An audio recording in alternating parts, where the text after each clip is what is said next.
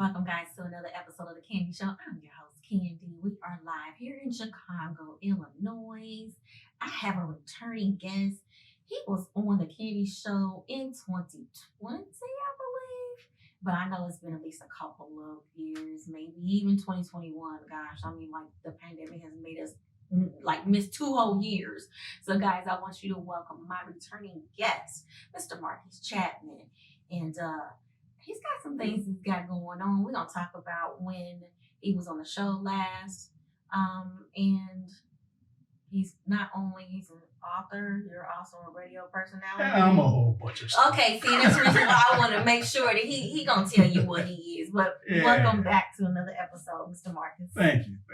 You're in my hometown. You're on my turf. Okay, shut down.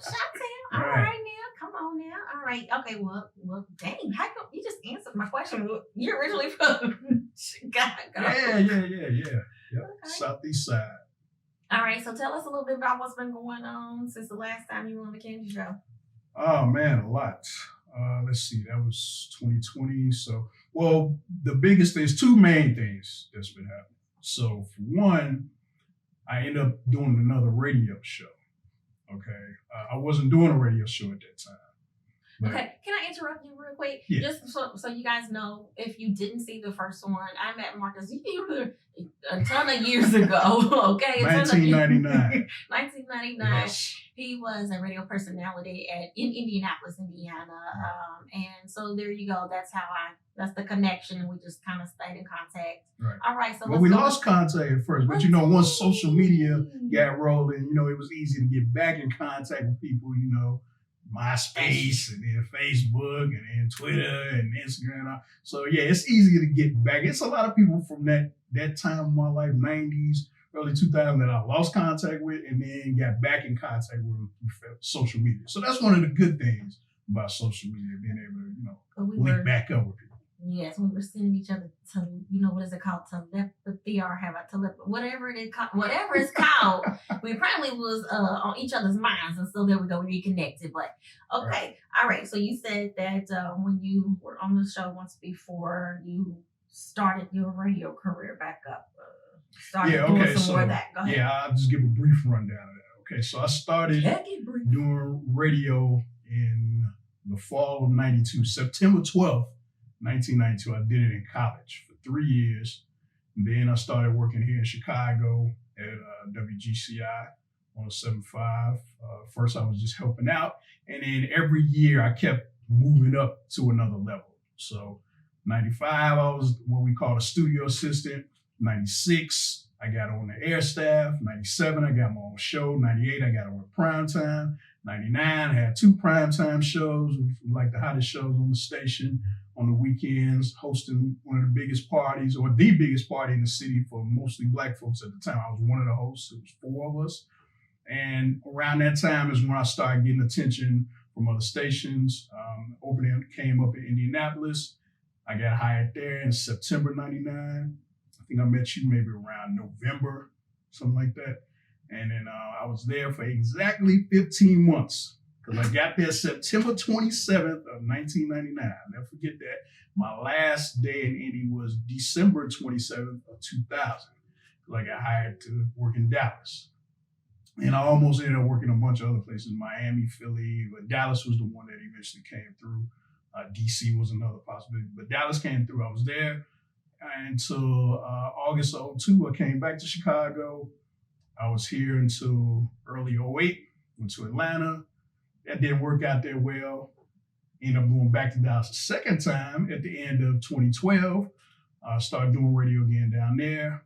And that's also where I ended up getting on TV, Unsung, which is what most people kind of know me more so for now. Because I've been in like 21 Unsung episodes. I have the third most on-screen appearances in the history of the show. Which is funny because they started doing that show in 2008. I didn't link up with them until 2015. So, wow. Yeah, I came in there and kind of dominated for a little while. And then they had to pull back. And then I was in some recent ones that just aired like a couple months, like last month, actually. And which episodes? Because I haven't had a chance to look at it, but for those who haven't, they did some special episodes about the decades. So they did 70s, 80s, 90s, 2000s. I wasn't in the 70s, but I was in the 80s, 90s, and 2000s. So those were the most recent ones. But yeah, so I did a bunch of those. In between, did some books, and the other big thing that happened. Oh well, the radio show started last October. Started doing a show called The Best of the 90s. I made a deal with syndication company back in January. So it's on some stations around the country and one in Toronto. They aired on Friday nights. The other ones they all aired on Saturday. It's like a 2-hour show.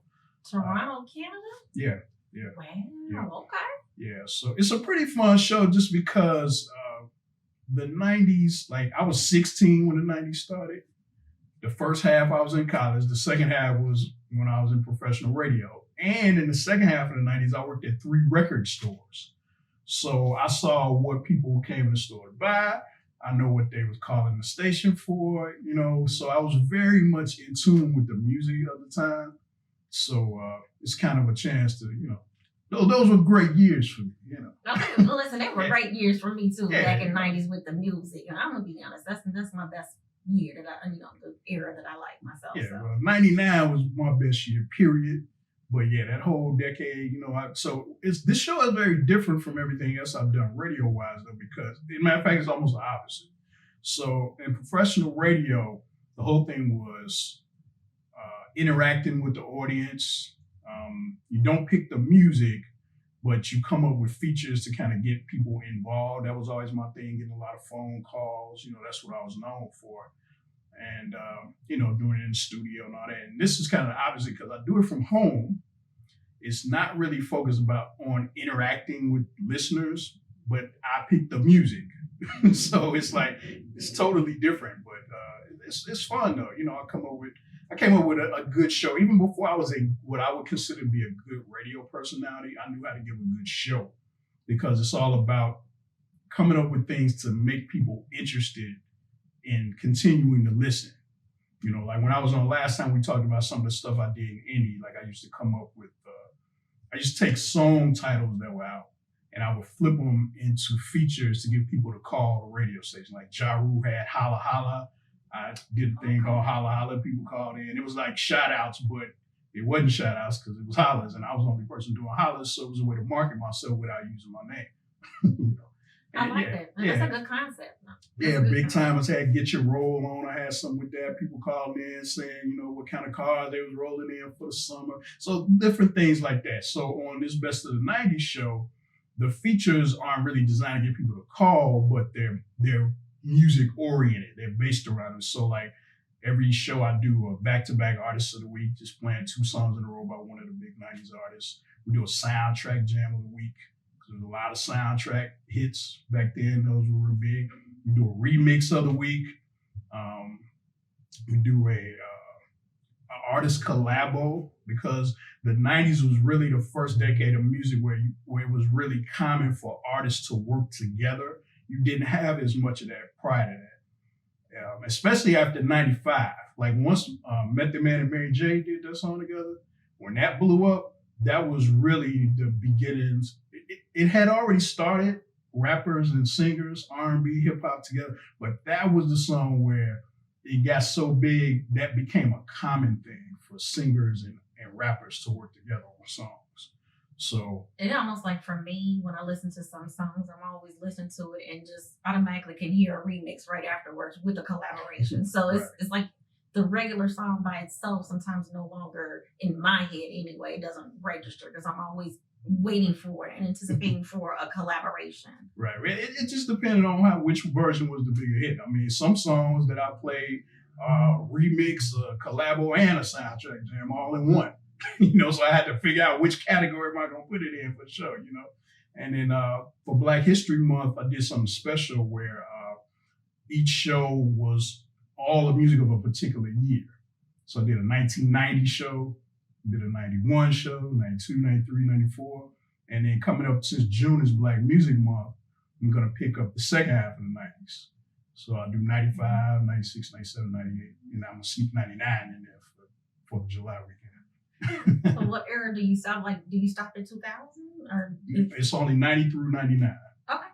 I mean, that's still that was a best of the night. Good span. Yeah, I mean, I could if I wanted to, I could probably sneak some songs every 2000, but I'm not gonna do that because I'm real big on years. Okay. So I'm the type of person like if you say this is from the 90s, I'll be like that's 2001. Because I know it's like, especially since I worked in different cities, certain songs I remember being in certain cities. So somebody be like, well, this is this. I'm like, no, that ain't dog. And I have research books where I can look it up if I don't just know it off, memory. Because sometimes songs that came out toward the end of a year, sometimes I might get those mixed up. Whether it was 97 or 98, was it 95 or 96? Because sometimes, like, one thing a lot of people don't know about the record industry years ago, like, the industry was shut down after, like, the second week of December. Because I remember, like, in 97, I had a job at the radio station doing a day. I was on air, but I was also there doing the day, like, helping produce the midday show. And so since it was business hours, people from the record companies, they had reps from each label.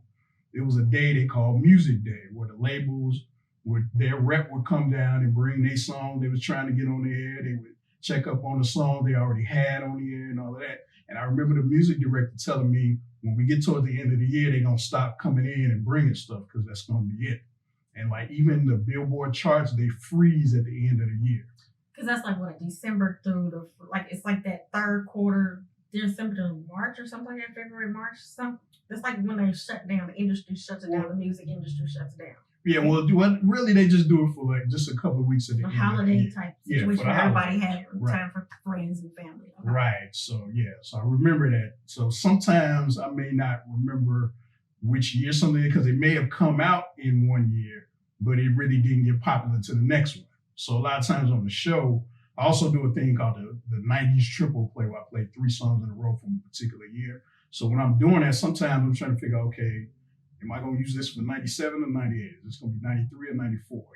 If it was out toward the end of the year. 2 years. So I tend to go by when was it the most popular, unless because every now and then a song might come out and say September or October, but it may not get real popular until January. But if it came out September, I'm like, okay, that's that year. right. That's automatic. But it depends, because sometimes, back then, since that was the CD era and you started having independent labels, sometimes stuff will come out and it will be regional. It might have been a hit in the South, and then it kept getting bigger and bigger, and then eventually it was all over the place. So like a good example of that is Juvenile, Back That Thing. To me, that's 1999. That's when it was a hit. It came out in the summer of 99 is when it got played on the air here. And when I make the transition from Chicago to Indy, that was the hottest song out. But I've learned from talking to people who from the South, they'd be like, no, that came out in 98. Yeah, we was banging that in 98. I mean, that's their hometown, so why not? Right, so that happens sometimes. But for the most part, it's pretty easy. Like I said, I got research books that I look at that are official, that have all that information. And yeah, I use all that stuff for the show. Do you have one-hit wonders? I don't do a feature called One Hit Wonders, but I definitely play them in the show. Because the idea is for it to sound like it was back then. I don't do what I call revisionist history. Oh, some people. That's a new word for me. Yeah, a lot of people practice revisionist history. They want to say, well, this is how it is now, so that's how it was. And like, nah, dog. Like, if you was around at the time and you were really paying attention, you know what was going on.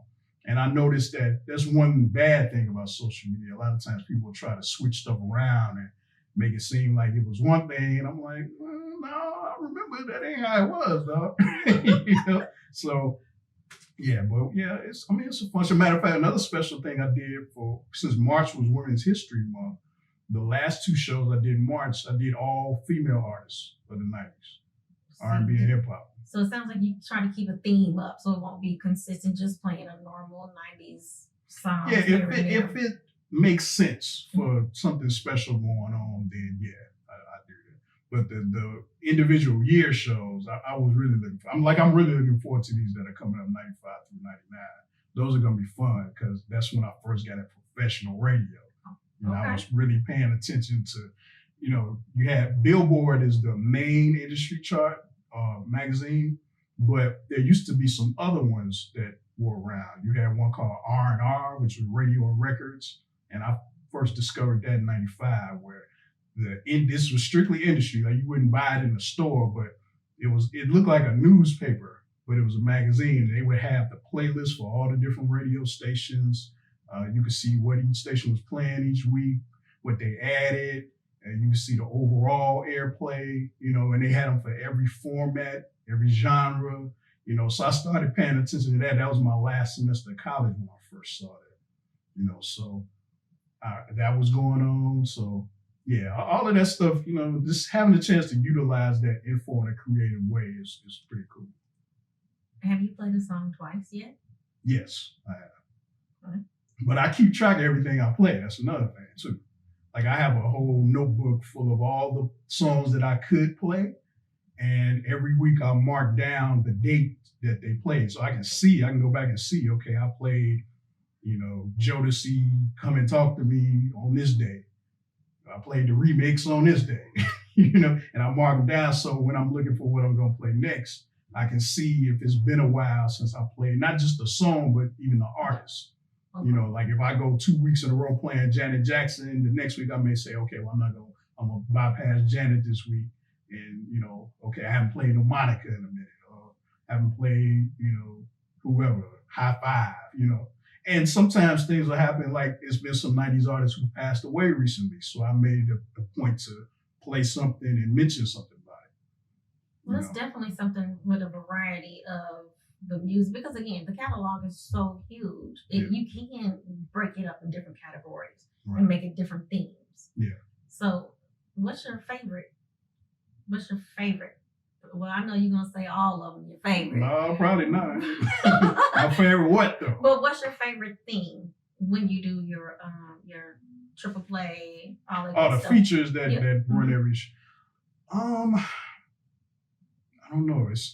I definitely like the soundtrack jam, because there's no limit on that. There was hits from soundtracks that were fast, some were slow, some were hip hop, some were R&B. You know, so that's real varied. It's not like I'm gonna run out of soundtrack jams to choose from.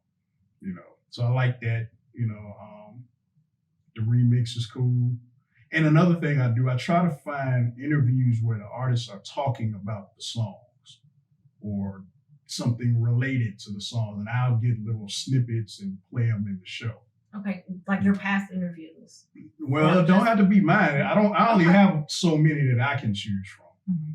I didn't do a whole lot of interviews, but their interviews, they could be old interviews, it could be more recent ones. You know, it doesn't really matter. But if I come across something, like I'll search for, I may type in Brandy talks about Broken Hearted, Wanye wasn't, and something may come up. And I'll listen to those interviews on YouTube, watch them, while I'm doing stuff, and see if they talk about anything particular that I can use, So like this show for this particular weekend, I know I found an interview that Redman did. He was talking about how him and Method Man ended up working together, Nice. Because I was using one of their songs for the remix. Okay, some association. Right. Association. Yeah. Wow. Okay, so tell us a little bit else about what have you been doing, because that seems like that's a lot. That seems like that's been keeping you busy. Yeah, it's funny. It's a 2-hour show. It just runs once a week, but it takes about 4 days to put it together. Oh, wow. Yeah, because one day I go through the whole notebook and see what I might play. Just write down the possibilities to narrow it down, and figure out what the features are going to be or possible. Mm. The next day I figure out exactly what's going to play, because typically it's 24 songs. And then the next day I have to put all the files together, get the actual MP3s and put them in there in the order they're going to run, and, the drops and everything. And then the last day I put my voice on and add the national commercials that I have to have in there, and then upload them every Wednesday. And then the stations download them and they run them when they run them. Why 24 songs? Why not 16? Why not 28? Because it's 2 hours. So each segment is it's 3 main segments, and then there's an extra song at the end of the hour that they can play if they need it. depending on how many commercials they have. Do you do hip hop? Is it hip hop in or it's R&B and hip hop? Okay. It would be impossible to do a 90s show and not have both to really represent the decade. Because like I said, that's when they really, because in the 80s, you didn't really have a lot of that. Even in the early 90s, rap and R&B wasn't really mixed like that. And then eventually they became that way. So to really represent the decade, and because it's supposed to sound like how radio stations sounded back then, Okay, so that's bringing it back. It's almost like the Wonder Years. The Wonder Years, they were doing stuff. You got to what is it called? Reimagine how things were. Right. Except it's not as restricted because some stations were afraid to play a lot of rap, especially during the daytime. Like even here in Chicago, I mean, most of the rap stuff played after 6 o'clock in the 6 to 10 shows at night. But for this show, I don't have any restrictions like that. So I typically play for every 2 R&B songs is 1 rap, normally. Now, when I did the yearly shows, when it got to like 94, it was hard to do that because it was more rap songs that were popping than fast R&B songs. Because one thing that happened in the 90s, the tempo changed. In the early 90s, the songs were faster because you were still in the New Jack Swing era. Okay. Once we got to like 93, the fast songs weren't as fast anymore. And so, especially by the time you got to 94, it was a little more of a groove as opposed to, real energetic, fast stuff like Guy and, that type of stuff. Yeah. So I have one song that keeps coming up in my head right now. Okay. What year, since you love dates, what year did Drew Hill's Sleeping in My Bed come out? 97. Okay, 97. Yeah. Now, this is kind of go back to what we were talking about earlier. I like that Matter song. of fact, that was the top R&B song of 97. Shut up, for real? Yep. Okay, man, come on Yep. now. Now, we talked about the remixes, because again, in my head. Yeah. Now, when did the remix come out? 97. All right. So, which did better, the remix or the original version? Actually, the original version did. Really? But here's the tricky thing about the remix. As a matter of fact, Drew Hill had an unsung episode. I wasn't in it, but one thing they talked about was the song Never Make a Promise. #1 hit for like 4 weeks. But that song wasn't as popular as that data suggests. The reason why that song went to #1 is because the only way you could get the In My Bed remix, you had to buy it on the Never Make a Promise single. So a lot of people who bought that single bought it for the In My Bed remix. I mean, Never Make a Promise was a hit, but it wasn't as big of a hit as you would think if you just looking at the numbers. So that's why you have to know how to interpret it. And see, that's the type of thing that I know because I was heavy into what was going on at the time. That sounds like a great marketing. That was a great marketing tool. Yeah, they used to do stuff like that all the time, especially by the time you got to like 97, 98. There was actually a lot of controversy because at least you could buy the In My Bed remix. One song that really started a lot of controversy was Can We by SWV with Missy. Okay. Hold on. Can we get freaky tonight? Okay, because I'm like, wait a minute. Yeah, okay. Yeah, it's just called Can We. Okay, Can We. Right. So it was on the Booty Call soundtrack.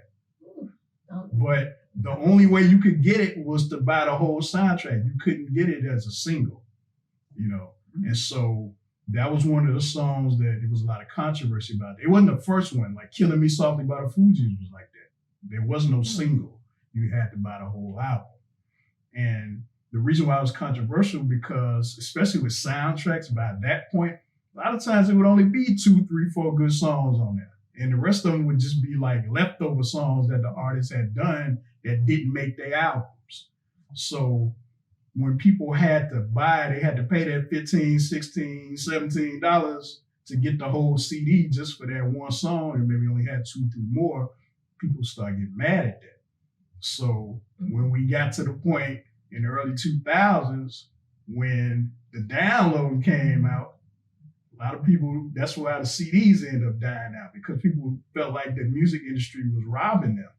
I still have my CDs. Listen, I do too, but that definitely happened. That was the reason why the CDs died out, because people was like, well, I've been paying all this money all this time. I should get it for free then, forget it. So that's what changed all that. Well, guys, listen, we're going to take a break right now because, I got some more things to talk about. We got to take a break right now. We'll be right back. Welcome back, guys, to another episode of the Candy Show. I'm back. Yeah, I got my guest back here, Mr. Marcus Chapman. What up? What up? What up? What up? We are in Chicago, Illinois' hometown. It's Illinois. What did I say? What did I say? It's Illinois. A lot of people so the say S Illinois. is not pronounced? S is not pronounced. Okay. Don't feel bad because most people in Illinois say Illinois too, but that's wrong. I used to have to correct that when I was teaching. I taught a class, several classes. I taught at a school for people trying to get into media, radio, and TV. I did that a few years ago. So yeah, that was something that came up a lot of times. Just trying to get people right so that if they were going to go into it for real, they knew what to do. Well, thank you so much. Here we go. We are live in Chicago, Illinois. Silent S. Right. We were just talking about the different variations of all the 90s songs. And of course, I spoke on Drew Hill. Right. But it sounds like you've been very busy since the pandemic. Yeah. I enjoy the show. I've definitely listened to a few of the shows. I mean, you have a lot of them. Tell them where they can actually listen to your shows at. You can just catch them on Mixcloud. Yeah, it runs on several different stations, like I said, but I always post them up on Mixcloud. So you can download the Mixcloud app. I'm not the only one on Mixcloud. Mixcloud is an app that a lot of DJs use to post their mixes. Because like if you post stuff on YouTube, if it's complete songs, a lot of times things will get copyright. Right, yeah. So you don't really have that issue on Mixcloud. So if you're doing something where you want people to hear the full songs, that's a good app to play. Like SoundCloud, you can do that, but it's limited time. Whereas Mixcloud is really no limit of how long the audio has to be or a limit to it. Oh, wow. So yeah, so the show's, it's about 2 hours, a little less than that. And I'll post them up on Mixcloud. The page is MC Best of the 90s. So MC Best of the 90s, and 90 is, the number 90 US at the end. So, and how many shows do you have up so far? I don't know. It's every week. I've been doing it since October. Okay, well, hey, you have plenty in the catalog. Yeah. And October through January, it was just for a station in Chicago, and then since February, it's been, national. Okay, well, international, I guess, because I'm Toronto too. So. Come on now, congratulations on all of that good stuff. Yeah. Okay, now we were also talking, you're an author. Yeah. Or playwright. No, not a playwright. Not just yet? Or no, not a playwright. Movie, scripts? Right, I wrote a script. I wrote a screenplay. So I'm going to educate you. It's something that I learned. I'm going to share this with you. Yes, okay, please. So there's a screenplay and a script. Okay, so if it's a play, it's a script. If it's for a movie or TV show, it's also a script, but it's better known as a screenplay because the intention is for it to be seen on a screen. Got it. Right. Okay, so now I'm educated on that too. Yeah. Thank you. I appreciate that. So never knew the difference. Right.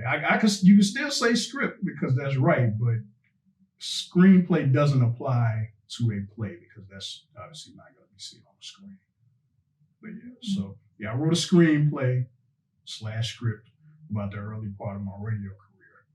And I actually did that. Man, I did that like 4 years ago. But trying to get a movie made, it's a long process if you want to get it done right. Now, if you just want a hood movie, you're going to scroll down on Tubi real far. It may not be as difficult because those movies don't cost as much to make. But if you want a real legitimate movie that, has a bigger budget, then, it takes a little while because you got to get funding. That's the biggest thing. So it takes money. Yeah. For everything we do. Right.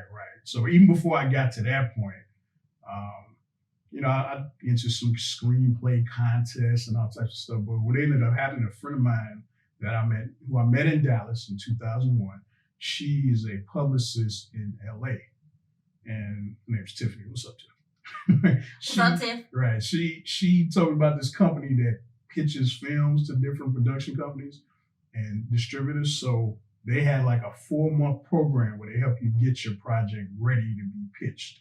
So I had already done some stuff, beforehand, but they showed me how to tighten the script up, shrink it down without really losing any of the story. Because the one complaint I was getting at, it was too long. But they showed me how to shrink it down, cut out some of the dialogue and all this. So it set up, more realistic length, but it still tells the same story, So. And this is a story about your life. Well, it's about a specific era from like 1995 to 2004. But it's my real story, but that's not the selling point. It's not like about your radio career, right? But it's not like, oh, it's the Marcus Chapman story. You gotta tell it. He just no, it's not that. It's the story itself that is the selling point. So right now it's at the point where it's being pitched to different companies for consideration. I have a possible investor who may invest some money. Hopefully, I'm gonna find out about that real soon. I found an actor who can play the lead role, who can portray me. Yeah, so his name is Sylvester Powell. He's actually one of the stars of the show that's on CW called All American Homecoming. Yeah, they just got renewed for a second season. So yeah, there's a show called All American, which I wasn't aware of this show, but that show is based more so in high school. All American Homecoming is a college show. It's set on like a HBCU campus. So all the main characters are in college, except for some adults, they're like faculty and things like that. But yeah, it's funny because they have a baseball team and the name of the team is the Lions. And what's funny about that, when I was a kid, I played Little League Baseball in Chicago, and I was on the team called the Lions. So I'm like, you mean to tell me out of all the names they could have came up with, they came up with the Lions. So that just made that situation was set up for you. Right. So yeah, so he's interested in doing it. I sent him the new stuff that we put together so he can check it out. But it's all about the funding, really. Once you get the funding, that makes it more possible for you to do it. And then one of my old coworkers who I worked with here in radio, he's a part of a big company in New York, and they just started they were a record company, but they started a film and TV division. So they got to deal with Netflix to do. They did a documentary series about the black race car driver. His name's Bubba. Oh, the Bubba guy. Right. Okay. Yeah. They did that. So. It's a chance we may end up doing something with them. They had some stuff go on recently that they had attention, but yeah, so hopefully, that could work out. And if not, then, there are other possibilities as well. But yeah, so that's where we are with that. It's been making a lot of progress with it. Like I said, I want it to be done right, so it's coming along. It's getting there. Well, at least it's not still sitting in its beginning stages, and progress is so important. And so yeah, that's why I'm about making progress, because sometimes certain things take longer than others, but as long as you're making steps towards making it happen, then okay, good. So, like I said, we're at a point right now where it could really happen. And then once we get the deal to make it happen, then you got to go through casting and finding locations and. Like I said, it's a process, and it's a long process. But once we get this first step, then that's when it really gets going. So yeah, I'm gonna be heavily involved in it because it's my story. I don't want nobody messing it up. Well, nobody can tell your story like you, but you. Yeah, but in this is one of the few things I've done where I can't just do it all by myself. The radio show, yeah, most of that was just me. But something like this is like I've done all I can do that I can totally control. So now other people have to be involved. Well, are you casting still? Because I'm next. Well, I won't be casting, but there will be casting taking place, of course. It's gonna be a lot of small parts because like the life of a radio personality, especially in that era, it wasn't like a whole bunch of strong connections with people. People kind of come in and out of your life. You keep it moving and, you meet new people. And so it'll be a lot of small roles, a lot of, most of the people who are in it, they're going to be in their 20s because I was in my 20s at the time, other than like people who worked at the radio stations because they were typically older, but, like people at the clubs and, at the parties. I know you be that extra in the club. It's gonna be a lot of those. So, but we haven't gotten to that point just yet. So, but one thing Sylvester told me, the actor, he said, one thing you're not gonna have to worry about is getting actors. He said that's the last thing there, because every actor wants to work. Well, tell everyone how they can book you, reach you, and how to find your shows again. Well, I'm on everything at MC Marcus Chapman. So on Facebook, that's where I'm the most active. Because I made a group for the show. There's a Best of the 90s group. It's called the Best of the 90s with MC Marcus Chapman. So I do a lot of posting in the group. We post opinion polls that people get their opinions on stuff, videos and pictures and all types of cool stuff to celebrate the day. And not just the music. It could be movie stuff or TV shows, actors, books, magazines, whatever. So that's on Facebook. I'm on Twitter, Instagram, and YouTube at MC Marcus Chapman. So that's MC MarcusChapman. I don't have as many followers on Instagram. Like Facebook, I'm kind of at the limit. Like I only got room for like 2 more people. But dang, you popular. But not on Instagram. I don't know. I'm not really an Instagram. Well, I mean, it just depends on what social media you're usually on, and Yeah, because somebody told me I wasn't big enough on social media to host a national show. I was like, oh yeah, we're gonna see about that. We're gonna prove it. I mean, like they ain't even hear what the show sound like. I'm like, come on, dog, But when people don't really understand how social media works, they know it's big, but they don't always know what works and what doesn't and why. You get that kind of stuff in our line of work. I enjoy the polls. Sometimes I get, when I'm on Facebook, I kind of chime in on the polls and answers. So I enjoyed that part of it. I just wish they let you put pictures. You can't put pictures with the polls. That's the only thing. Yeah. If it's an actual poll where you vote for something in particular, it won't let you. Yeah. Okay. I can post, like I do something in the group that I just started called Which One Wednesdays, where I have people choose between 2 things. Might be like, I think the first one I did was which In Vogue album was better, the first one or the second one. Yes, because I think the one that I saw was the Jodeci one. That was the one I did this past week. Yeah. So I can put pictures with that, but then when you giving your answer, you have to type that out. Whereas with the poll, you just click the choice. Okay. But you can't put pictures with those. So Well, Mr. Marcus Chapman, we are in your hometown. Right. Chicago, Illinois. Right. And I appreciate you coming back, giving us the synopsis of what's been going on since your last visit here on the Candy Show. Yeah. I'm going to be looking forward to the movie. By the way, I'm going to be looking forward to casting. Because I would definitely act. But I appreciate your time today. Thank you so much for allowing me to be in your space. So I appreciate that. No. Okay, so you have anything else you want to tell everyone? Any last minute? Yeah, real quick. What's up to everybody in Indy? Thanks for listening and calling and participating and all of that when I was there. Because I was like Cash Money Records, took over for the 99 and the 2000. That's when I was there. Yeah, so everybody who was part of the show, and it's funny because it was like little kids would call sometimes, and they're grown now, so I kind of wonder every now and then if I'm listening to those shows, because some of those shows are posted on YouTube, as you know. So I hear the little kids, I wonder what that little boy doing now. You know what I'm saying? Little girls was on the phone, they're grown now, So so that was pretty cool. But some of those shows are posted on YouTube. So if you go on YouTube, you just type my name in, you find them. So what's up to everybody out in Indy and everywhere else? What's up, everybody? Guys, thank you so much for tuning in to another episode of The Candy Show.